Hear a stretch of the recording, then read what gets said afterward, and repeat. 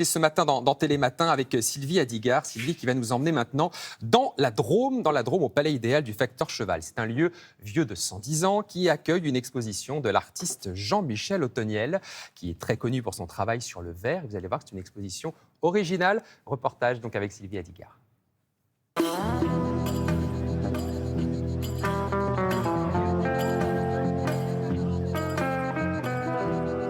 J'ai été invité en tant qu'artiste à faire une installation sur ce palais. C'est la première fois parce qu'on fête les 110 ans de la mort du facteur. J'ai joué avec ce que raconte ce bâtiment. Ouais, c'est un bâtiment qui raconte beaucoup d'histoires. En 1870, il construit cette source de vie. Et puis après, il va construire petit à petit tout autour, d'une façon empirique, quelque chose qu'il avait en tête, qu'il avait dessiné, mais qu'il va mettre 30 ans à construire. Il avait envie que toutes ces façades soient animées par l'eau.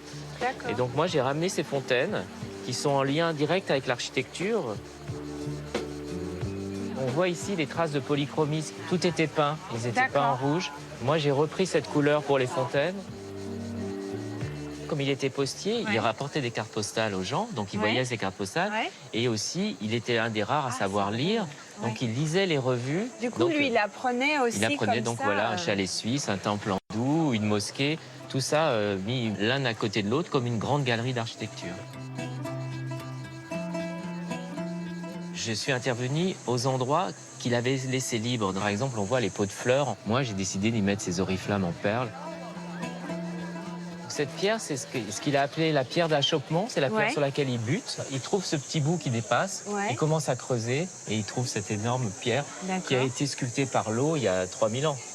Et donc lui, il voit ça comme un signe. Il dit, voilà, ce palais que j'avais en tête, que j'avais dessiné, il faut que je le réalise. Là, on rentre. Donc là, on rentre dans cette galerie souterraine. Ici, c'est un vitrail qui est basé sur un autre dessin du facteur qui était l'arbre de vie et qui était en fait compte un arbre fontaine. Et donc, je l'ai repris ici. Et ce qui est très beau, c'est que en fin de journée, la couleur vient se poser sur la pierre et donc redonne cette idée de la polychromie. Il y a toujours plein de messages en fait dans ce palais.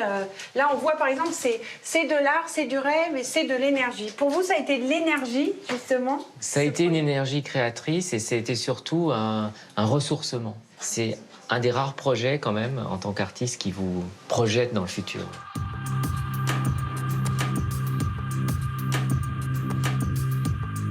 Vous pouvez profiter de cette exposition Le Rêve de l'eau. C'est au Palais Idéal du Facteur Cheval et c'est jusqu'au 11 novembre prochain pour la visiter. En parlant de culture, tiens, après 2 ans d'absence, eh bien, les Journées européennes du patrimoine vont reprendre et on va de nouveau vous ouvrir nos portes ici à France Télévisions. Si vous venez vous voir les coulisses, visiter les plateaux, ce sera les 17 et 18 septembre prochains. Alors pour ça, il va falloir vous inscrire pour voir Télématin en direct, visiter le plateau du 20h également. Vous allez à partir d'aujourd'hui jusqu'au 11 septembre prochain sur l'adresse ftvetvous.fr/leclub, l'adresse qui s'affiche sur votre écran. Et une fois l'inscription validée, eh bien, on sera très très heureux de vous accueillir à France Télévisions et de vous faire visiter les studios. Bonjour.